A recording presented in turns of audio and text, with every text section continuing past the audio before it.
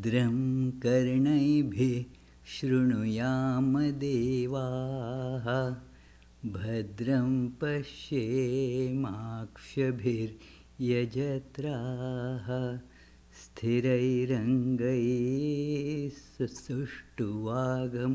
सस्तनूभिः व्यशेम देवहितं यदायुः स्वस्ति न इन्द्रो वृद्धश्रवाः स्वस्ति नः पूषा विश्ववेदाः स्वस्ति नस्तार्क्ष्यो अरिष्टनेमि स्वस्ति no बृहस्पतिर्दधातु Om Shanti Shanti Shanti.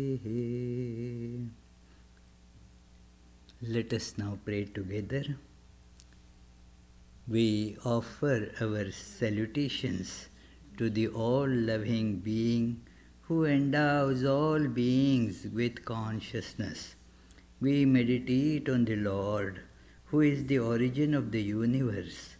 Lord, Thou abidest in all, Thou art all, Thou assumest all forms. Thou art the origin and goal of all. Thou art the self of all. Thou art existence, knowledge and bliss. Salutations unto Thee. May the world be peaceful. May the wicked become gentle. May all creatures think of mutual welfare. May their minds be occupied with what is spiritual and abiding. May our hearts be immersed in selfless love for the Lord. Peace, peace, peace be unto all. Dear friends, yesterday was the birth anniversary according to the lunar calendar of Buddha, the enlightened one or the awakened one. And this day is called Triple Blessed Day because this full moon day of this month, he was born. Then he was born as Buddha, means he was born as an ordinary human being, of course in a princely family. But then he was born as awakened one on another such full moon day of this same month, another year. And then he gave up his physical frame also on this day, the full moon day of this month. So therefore, traditionally it is considered the thrice blessed day. So we shall begin today's discussion with a song, a poem written by Swami Vivekananda about Lord Buddha's teachings, which we'll then discuss.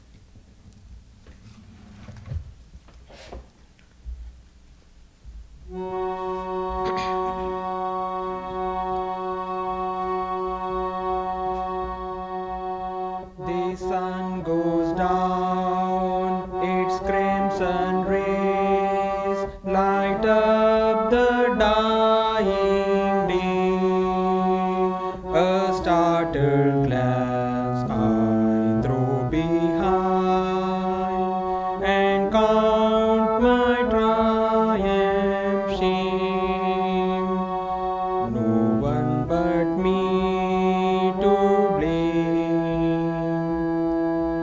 Each day my life I make or mar, each deed begets its kind. Good, good, bad, bad, the tide once said. No one can stop or stand. No one but me to blame. I am my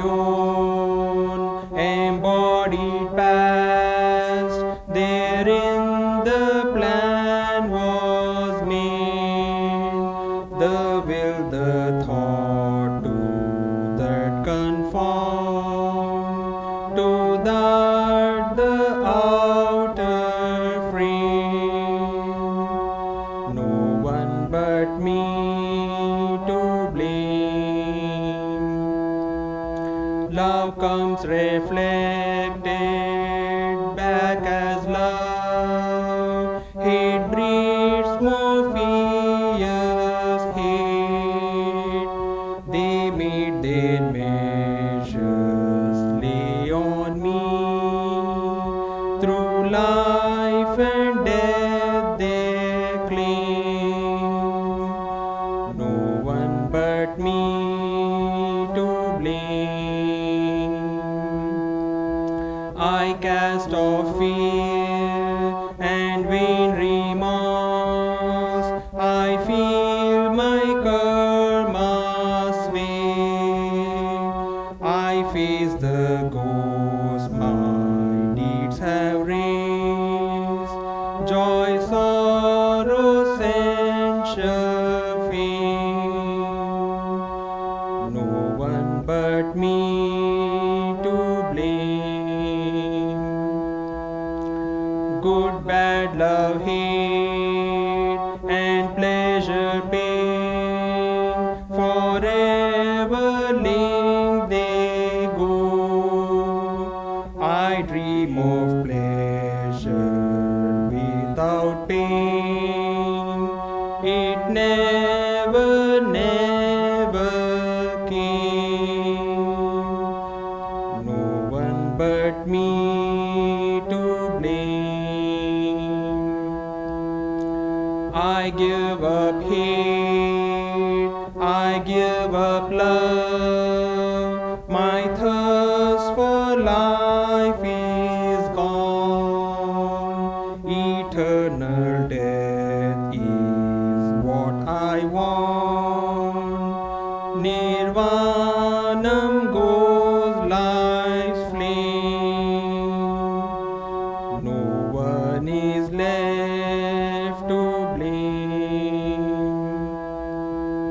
One only man, one only God, one ever perfect soul, one only sage who ever scorned the dark and dubious ways.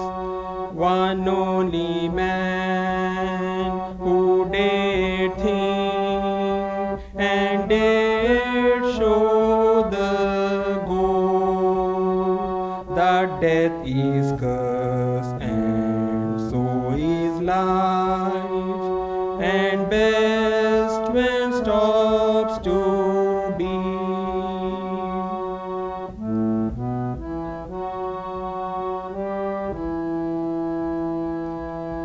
Om Namo Bhagavate Sambuddhaya.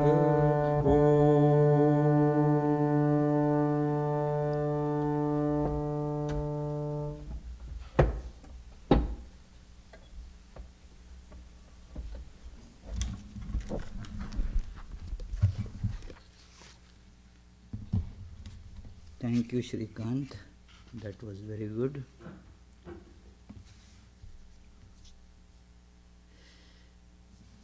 Let us begin with the three resolves that a Buddhist practitioner makes. And they are very important, very beautiful. Let us begin today's discussion with that. Please repeat after me. Om Buddham Saranam Gacchami. Come on. Buddham Saranam Gacchami. Om Dhammam Saranam Gacchami.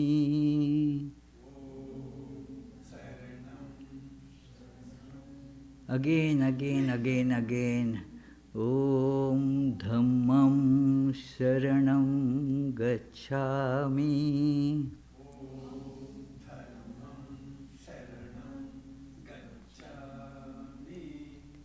Om Sangham Sharanam Gacchami.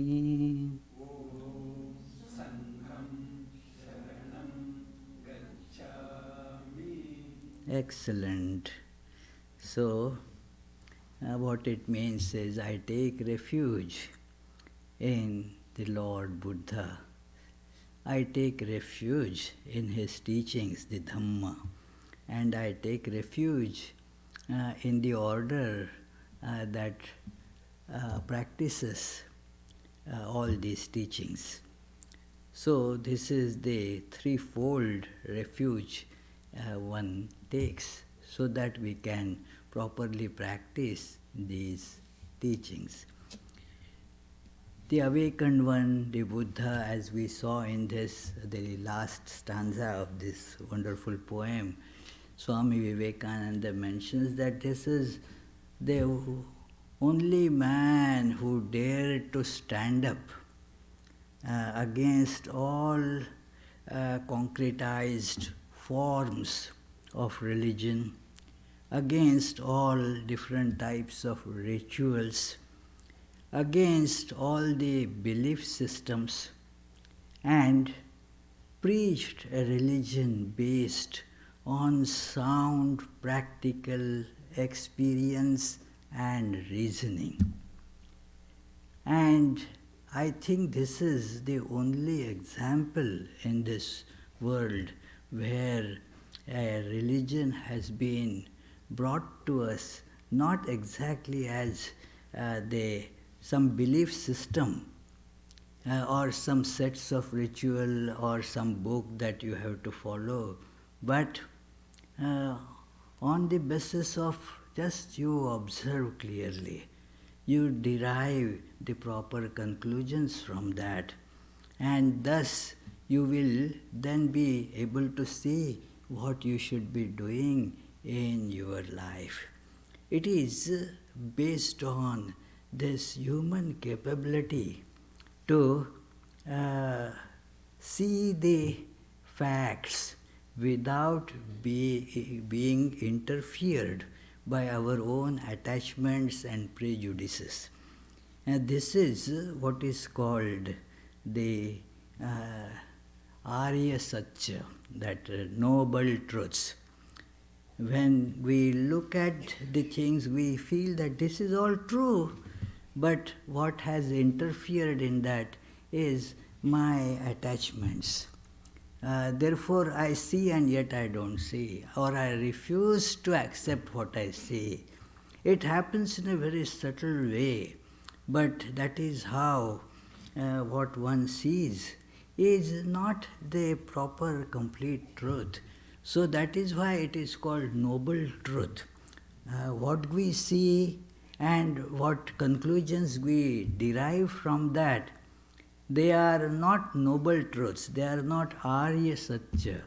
Arya doesn't exactly translate as noble, but we have to find something closest. So it is, what it means is where the personality has been properly cultured, cultivated, purified. That is the meaning of this word Arya, that it has been a refined person, and with that refinement you start seeing the things right. It is refinement, purification, cleaning, all these things come in this word Arya as combined. The dross in the personality has been taken out. And so now the person can see clearly. Like if you have glasses and then the glasses have a lot of dust. Now you can't see through that clearly, so you wipe the glass. And then through that cleaned glass, you get the proper vision. So our mind, our intellect, lot of dross is on that because of our attractions, repulsions, attachments. And so we don't see the things properly because our likes, dislikes, our prejudices, our attachments, all that interferes in what we see, And thus what we see is not a proper truth that we see. It is not the right understanding of the fact. That is why Jesus also says, those who have eyes, let them see. What does it mean? We will say that all of us, well, we have eyes. Do we not see? No, you don't see. Your eyes are not really worthy of seeing. Just as a glass which has a lot of stains and dust, and that is not the glass through which you will get the right picture. So, the glass of our mind needs to be cleaned, and when that gets cleaned, that is called the proper vision. And through this proper vision, what you see is the right, Aryan or noble truth. Noble truth. This Buddha, what Buddha saw, we also see, but we yet do not accept it. These four noble truths. First noble truth is the fact that everything is fraught with suffering. Today's this discussion is actually just meditation. I am not going to tell anything new today. These are all commonly known facts, and I am sure everybody here knows them. But this is a good occasion. This is a very important time that we should pay some attention to them. Let us meditate on them. So this is a meditation on what Buddha has taught. So this is the first noble truth, that everything that is in this world is fraught with suffering. And this understanding comes only for a person with that kind of clean mind. What commonly a person thinks is that, well, there is suffering in the world, but there is lot of happiness, lot of pleasures as well. So why Buddha didn't say that there is happiness in this world and there is misery too? No, friends. What we see as happiness or pleasures in the world, they are the causes of what comes to us as suffering. As Bhagavad Gita tells, yehi samsparshaja bhoga dukkha yonaya evate, that all those enjoyments that we get from the sense contacts, samsparshaja bhoga, very beautiful words, that they are, what are they? They are the origins or the causes of suffering, dukkha yonaya evate, the sources of manifestation, the matrix of suffering, all these pleasures that one gets from the contact of the sense and the sense object. That is what we see as the source of pleasure, but these are in effect the sources of pain. They catch us. And so a noble mind sees that where it is leading us to, it is going to lead us to a sure suffering. Somebody may say this is all pessimistic. It's not pessimistic. It is factual. This is the fact of life. The sooner we understand it, the happier we become.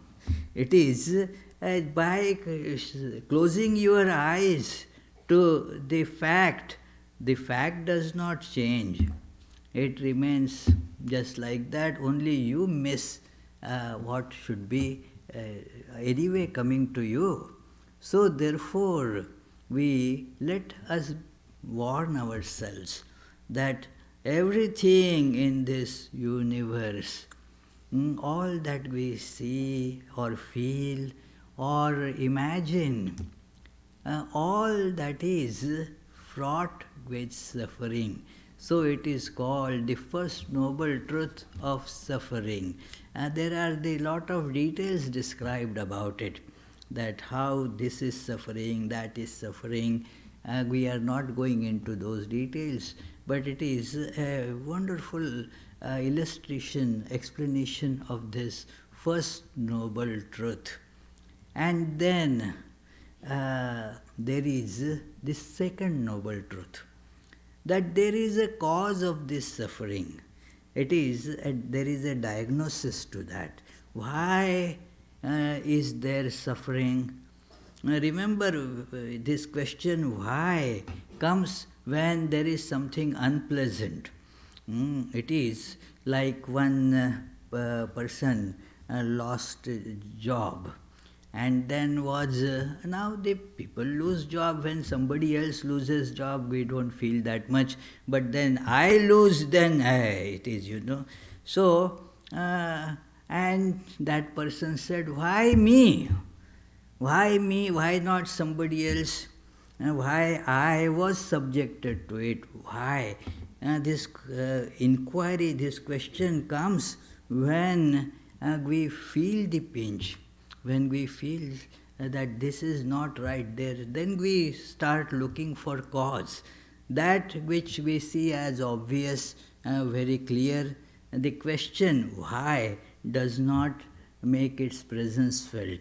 Only when we see things, no, I am a good person, and every I is a good person, So I am a good person. Why should this come to me? It is, look, all others, they are enjoying. I alone am subjected to suffering. Why? So there is now the diagnosis.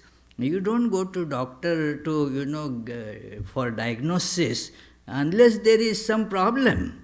When there is a problem, then you tell the physician, the doctor, that, well, what's wrong? What is the cause of it? So suffering, certainly nobody feels it to be right, and therefore we look for the cause of this suffering. And the second noble truth is about this cause of suffering. What is the cause of this suffering? And it is a deep diagnosis that first thing that we need to know is that there is a cause. It is a great hope that there is a cause. One of our devotees is having lot of physical problems, and then his wife was telling that the doctors, they have done so many tests but are not able to find the cause, that why it is happening. And since there is no cause found, how can you treat? How can you, eliminate the cause whereby the problem also will get eliminated? So, if we find the cause of suffering, what does it mean? Now, this suffering can be brought to an end, because now this is the problem, this is where the problem is springing from, and so we can rectify it and the things become all right, fine, that the cause has been found out, now a remedy can be applied. So there is this second noble truth, that this cause is in the deep analysis that Lord Buddha has given in this discussion. At many places this comes in that Tripitaka, or the three big volumes of the Pali Canon. One is that Majjhima Nikaya, where all these, in a very elaborate way, it all comes.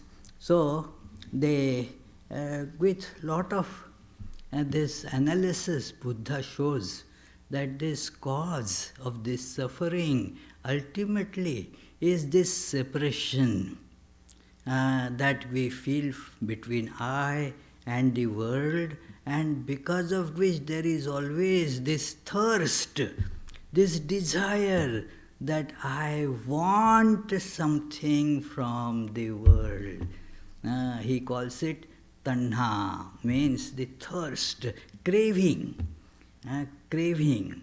We have the craving and this craving becomes the cause of suffering.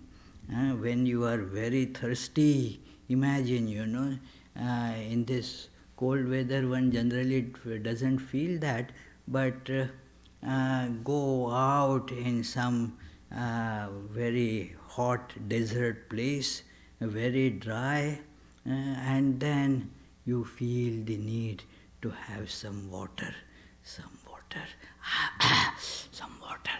So it is, you are thirsty, and that thirst, that craving for something from the world is the cause, that craving. It is, that is the cause. And then there is, even if you have cause, all right, there is cause, but is there the removal of the cause? Is that cause, there a state that where the cause is absent? This is very important, because we see that the cause, what can be done? We come to just accept it, that yes, this cannot be removed. All human beings, myself, I see my forefathers, my neighbors, and all the other historical figures that we read about, all had this thirst, this craving. So it is ingrained in our psyche. It is going to be there. It is constitutional. It can never be removed. There is no state where this craving can be removed. And thus we feel, this is our fate.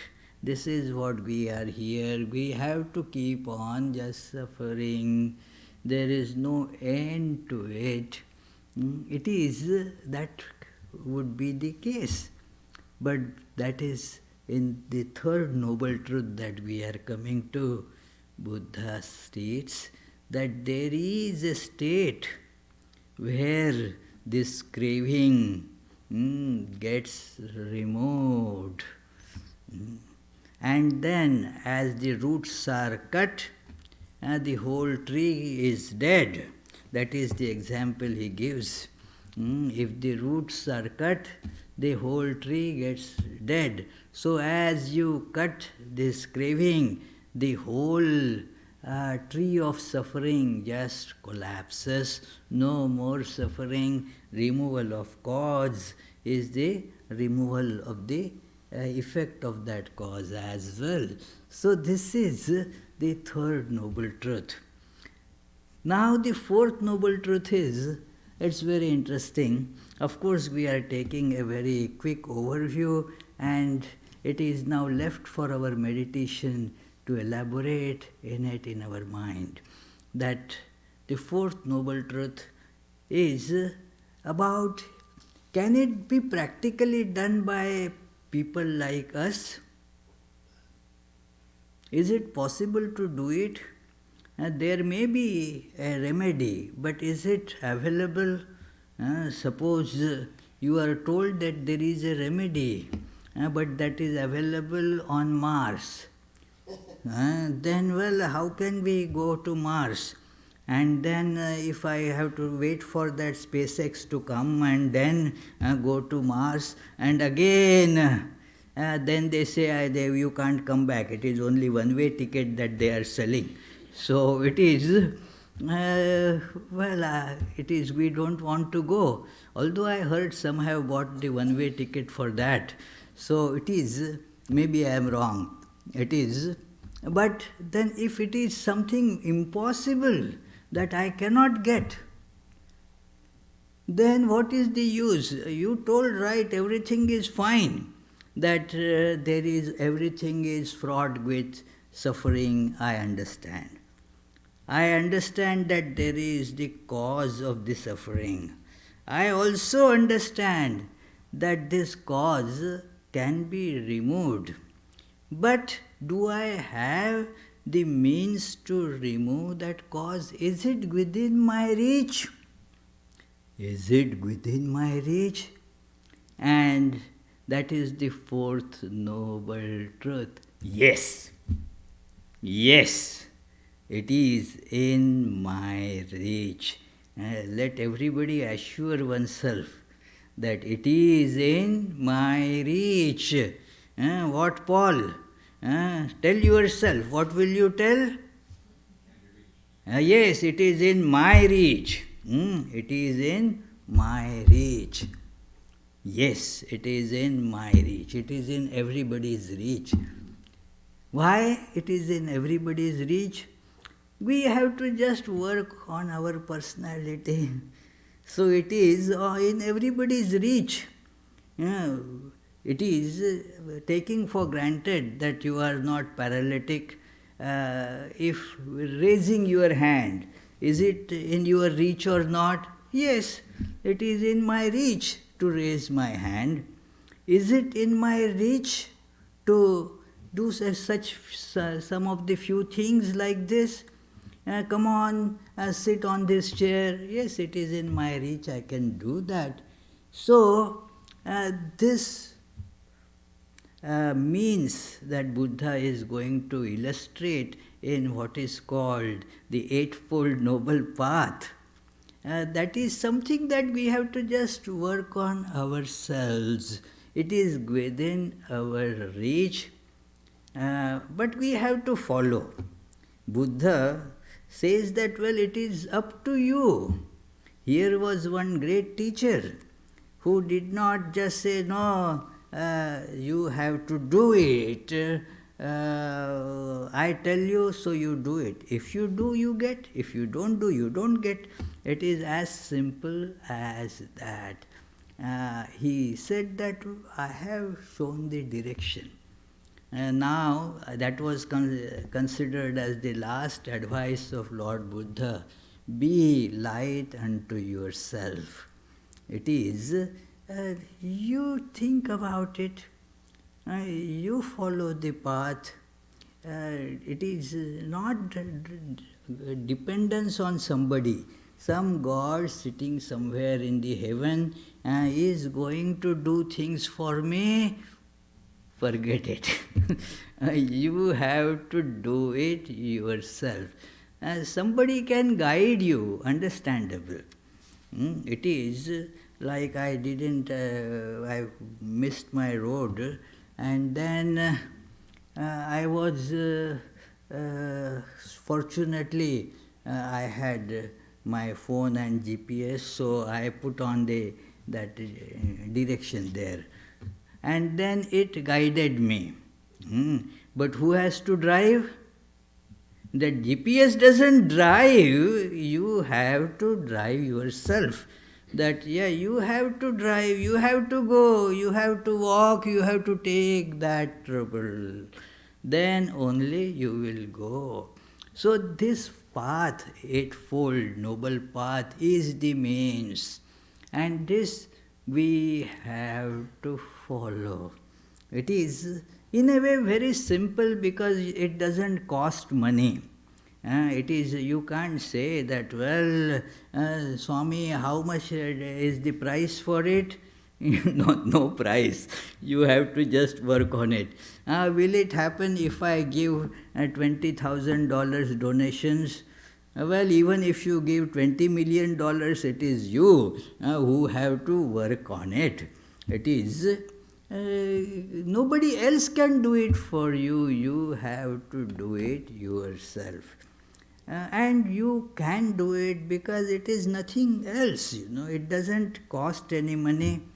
It doesn't require any particular ingredients. It does not need that you have to stay in some place in Himalayas or Alps or somewhere in a very secluded cave. No, that is not required. It is, none of these things are necessary. Oh, what particular equipment is necessary? No equipment is necessary. Your body and mind is the equipment. It is no other equipment is necessary.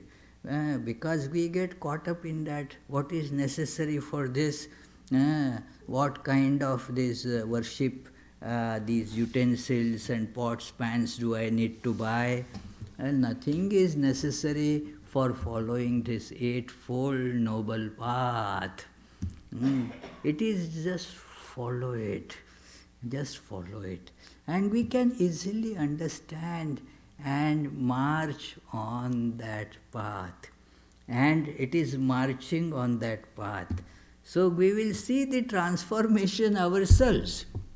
There is no, somebody else doesn't need to tell you, okay, yes, now you have become purified, or now you have become full of enlightenment.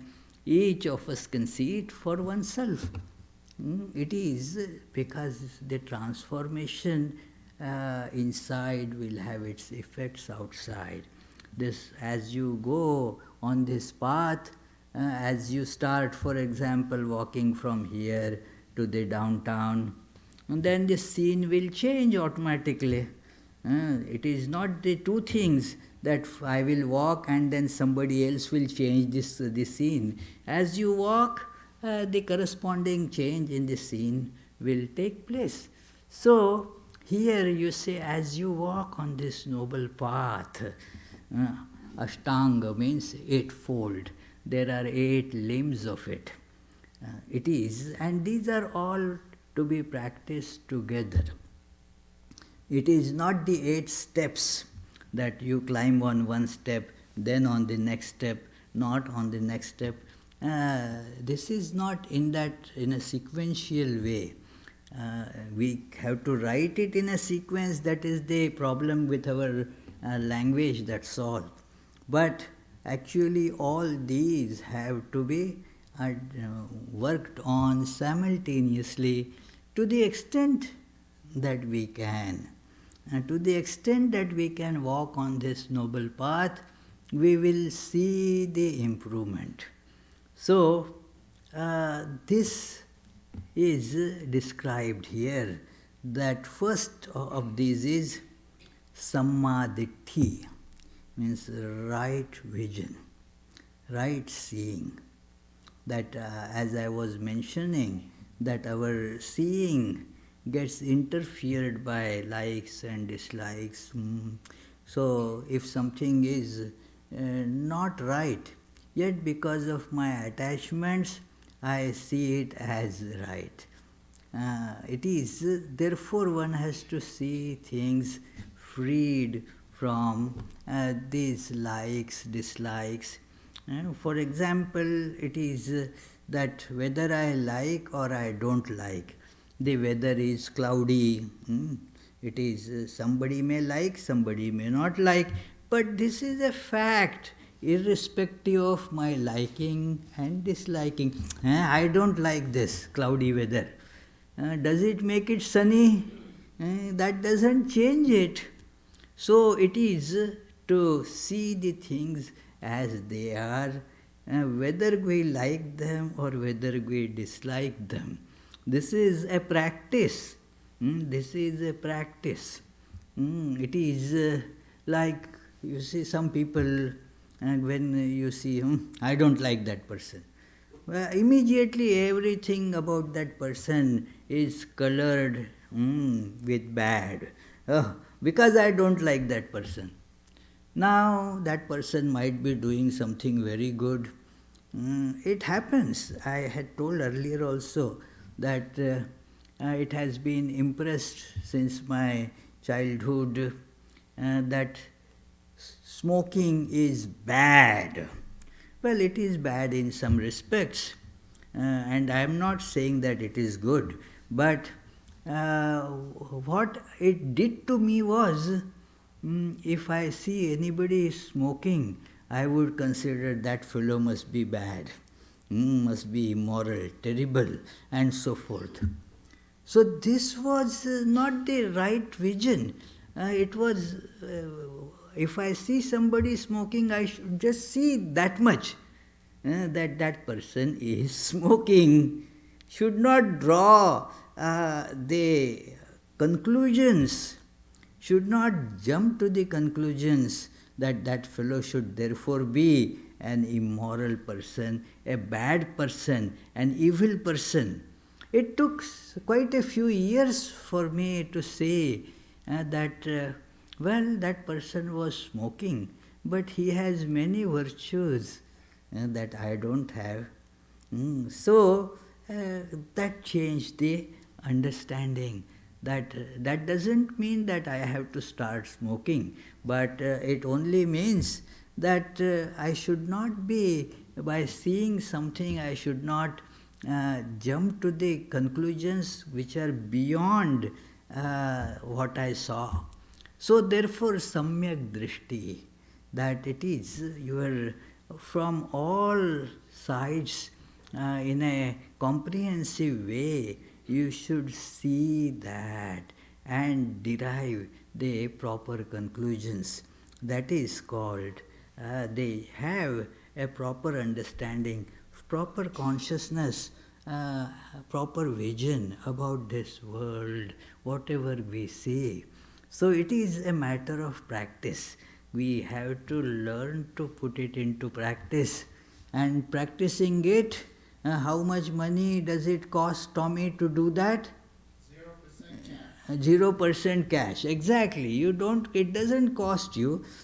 Does it need any other equipment, any other things? No, it is simple, and so we can do it, isn't it? Huh?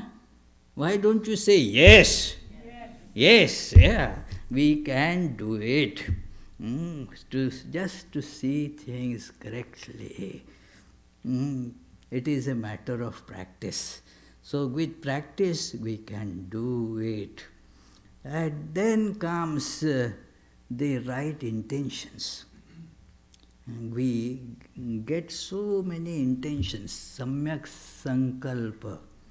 And then we have to examine, put that intention under the scanner. That is it right intention? And then if your conscience certifies that it is right, then only hold on to it.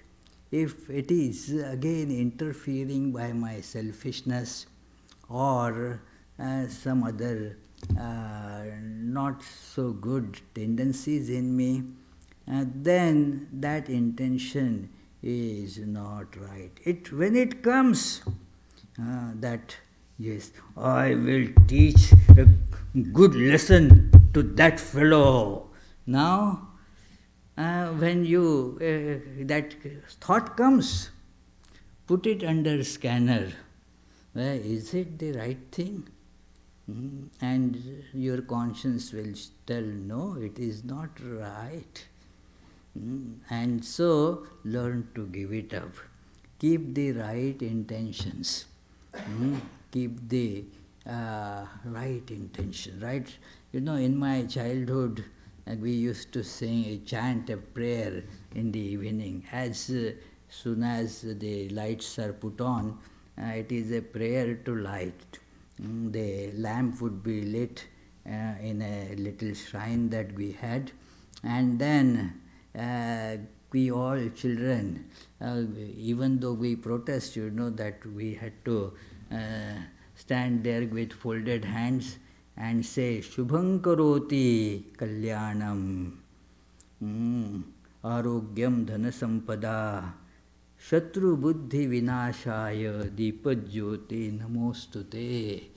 That it is that Shubham karoti, make things auspicious in my life. Make, you know, all this,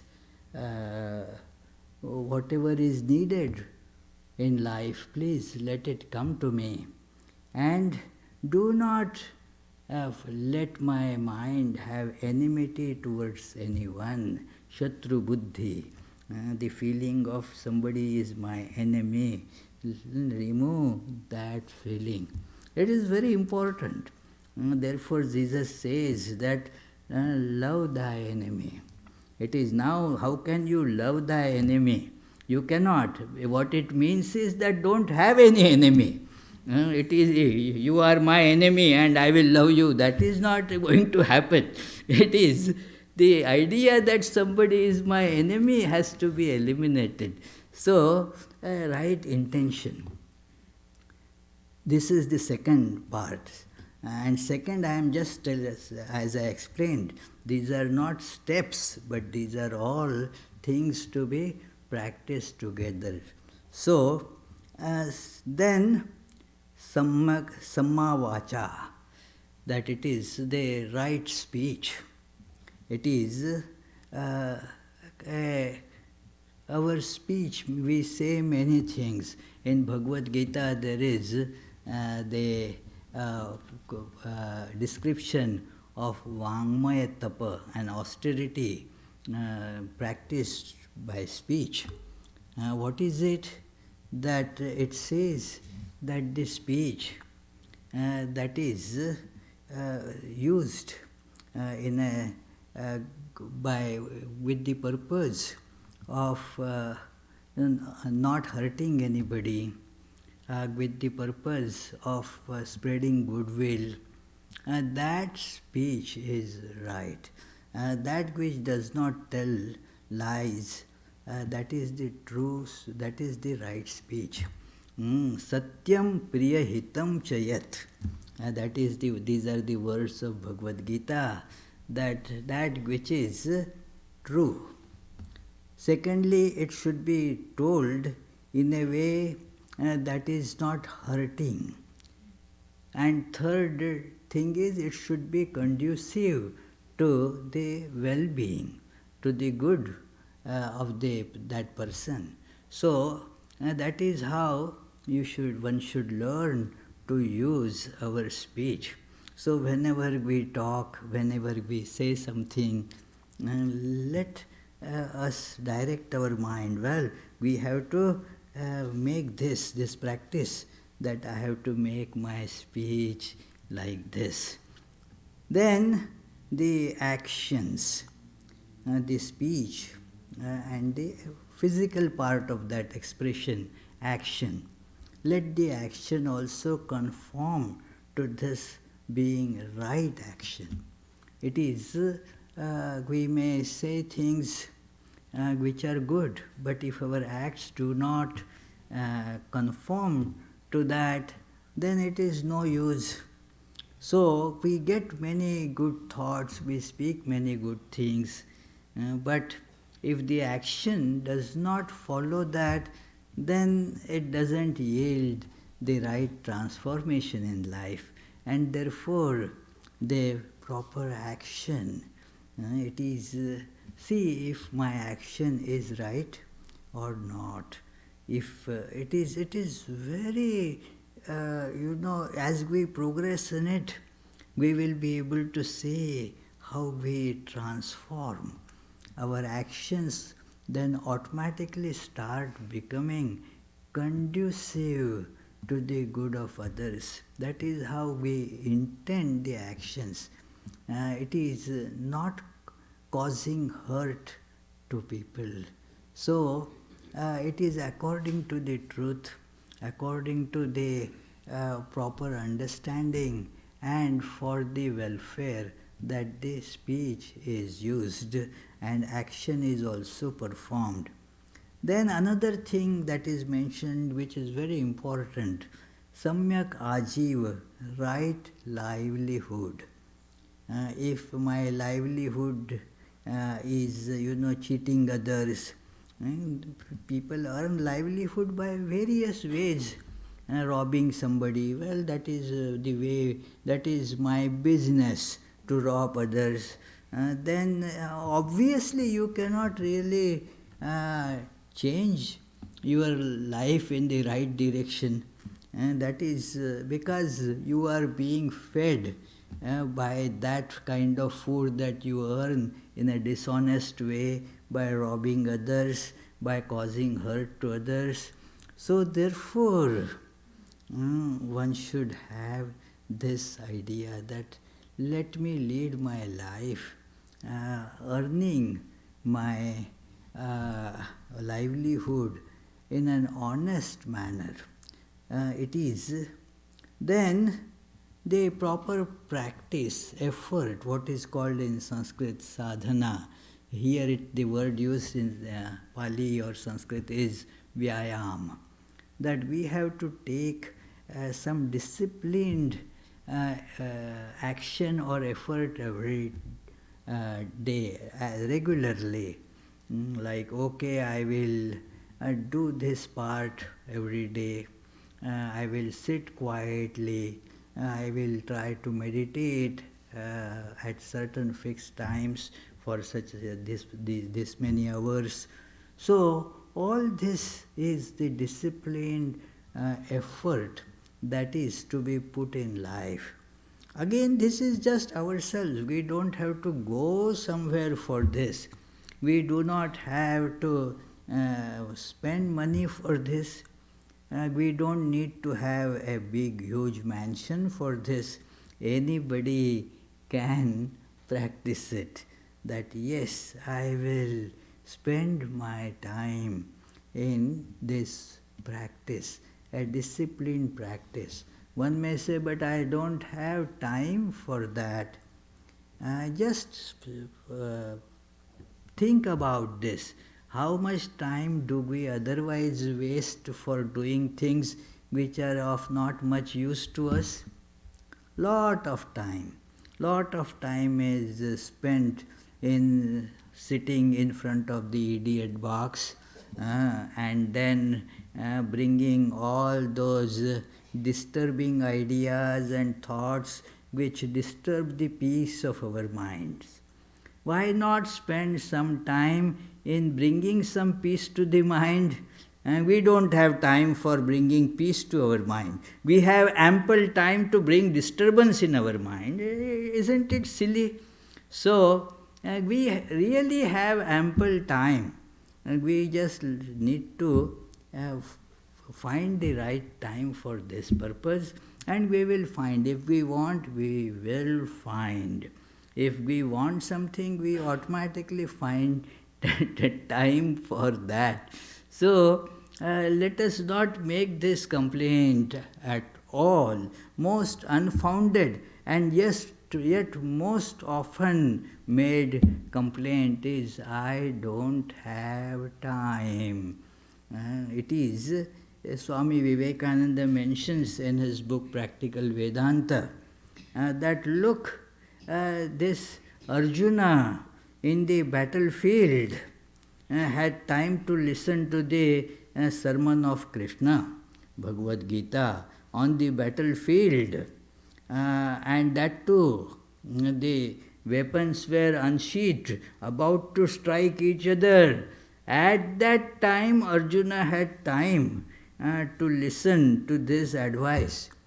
And how much leisure we have in our life. He says, look, those who have given these Upanishads, most of them were actually ruling kings, not just ornamental kings, but the actual ruling kings. They had, in and through their such busy life, time to practice. Compared to their lives, we have a lot of leisure. So, we can surely find time to do that. So, this effort has to be undertaken. Then, the mindfulness. This is whatever we are doing, do it mindfully. In the sense that be careful.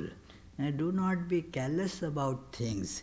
That if I am going to give, say, a speech, I have to prepare for it. I have to focus on it. I have to see that it is done as best as I can. It is a matter of putting your mind in the right place.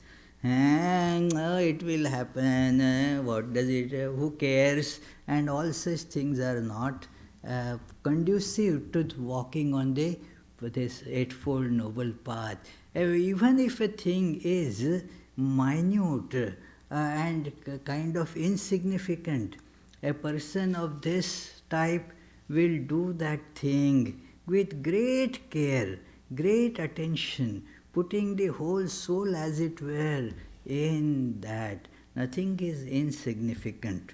because it has great effect on one's character. Swami Vivekananda mentions this in this book, Karma Yoga, that how insignificant actions can have great impact on our lives. So one should be very careful, very mindful. There is that old story that everybody has probably heard in the primary school, but the significance is rarely taken in. That the story is like that, that a army was going for the war, and then the cavalry, the one rider saw that the horseshoe nail has come off. Now, that could have been fixed, but the rider thought, oh, just one horseshoe nail, let it be. Now, because then it tells the story of what happened. For the want of a horseshoe nail, the horseshoe was lost. For the want of a horseshoe, a horse was lost. For the want of a horse, a rider, a warrior was lost. For the want of a warrior, the battle was lost. And because of that, the whole kingdom was lost. So, paying attention to the small little things, you see, that will become our nature if we practice that. Nothing will remain really minute and insignificant. The proper attention will be given in life to everything. So this is the secret of being mindful. These days there is lot of discussion on mindfulness. Yeah, although we are not much mindful about it, but there is a very important discussion that goes on, that it is how this mindfulness has a great impact on our health, physical and mental. So, this is the one part in this eightfold noble path taught by Lord Buddha. And then samadhi, that learn to have that immense concentration. It is not just you sit and just at that time you forget everything and concentrate on that. This mindfulness, when ripens, becomes that kind of concentration. Everything is done with that immense concentration, that that you are concentrating on, and you lose the distance between them. You become, as it were, one with it. So it is thus what happens is you see that thing as non-separate from you, and thus one loses the craving for it. You lose the craving, and thus the whole chain then follows. No craving, no suffering. No suffering in life if we can follow this path, and we already told ourselves that we can do it. We can do it. It is doing now. Let us, on this auspicious day, let us have this resolve that I will do it. It is within my power. It is for my good. It is for me to get rid of suffering by following these great teachings of the awakened one. This is the religion that Buddha taught. Swami Vivekananda, at the end of this beautiful book that I was talking about, Karma Yoga, gives the example of who is this kind of a karma yogi, who has fully practiced this yoga of action in life, and he gives the life of Buddha there. That Buddha here is a person who is the ideal karma yogi. So we can learn from that and see how all these things can be incorporated in our lives. So with this resolve, let us now meditate on it for 30 seconds. In case after that, if you have some questions or some views, we will try to listen to that.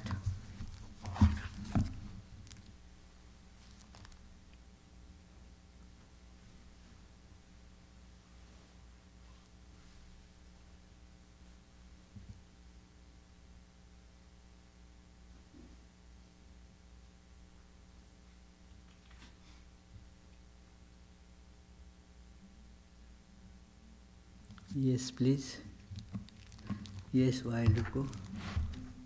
I feel, I don't know a lot about the Noble Path, but I feel if you could follow it perfectly, or if you followed all the yamas and niyamas perfectly, or if you followed the Ten Commandments perfectly, your actions would be exactly the same.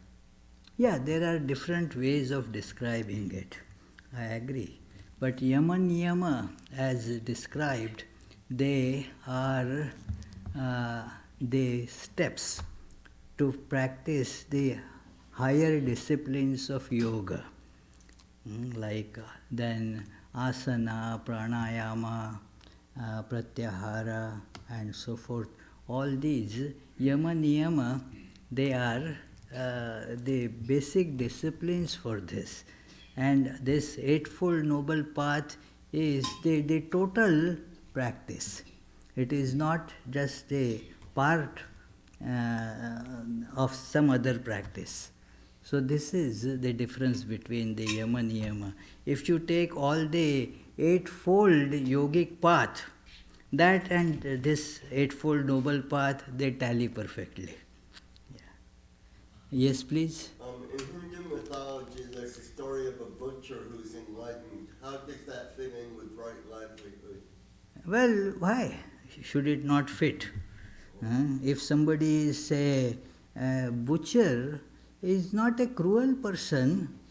It is the person is just killing the animals for selling it as food, like somebody would be selling tomatoes. Will you say that this? How can it be this right livelihood of just cutting the tomatoes and then giving it, selling it? Just as that, it is. Sometimes one gets into this thought that it is if animal is killed for food, it is bad because it is killing. But what is called vegetarian food, there also killing is involved. You cannot come out of that. Even if you are breathing, you are killing so many bacteria just by the process of breathing. But you don't breathe specifically with the intention, I want to kill all this bacteria. Not that. There is no intention of killing. So therefore that is not really a bad action. In fact, in Mahabharata, that is a great example of this butcher that sometimes is considered as unconsciously you were probably considering as a profession that is kind of cruel and therefore bad, and how can that be conducive to spiritual life? And that is why it is shown that even that profession is conducive if done with the right attitude. Yes, Sarada? The third of the Noble Truths Yes. talked about the fact that there is a way to kind of remedy the cause of suffering. Is the end result of that essentially the same as moksha? That would be the goal? Yeah, that is the fourth, that is the Yeah, they are just a different terminology, that's all, yeah. Yes, Shekhar? Which part of the teaching says that desire is the root of suffering? This, Which one? the second noble truth, that he calls it in Pali language, where this is tanha, literally means thirst, but what it means is craving. It is the second noble truth. What, Ray, what you were going to ask? I was going to point out the idea of butchers. The high priest in the old temples in Jerusalem, the high priest in the Jewish temples were actually butchers.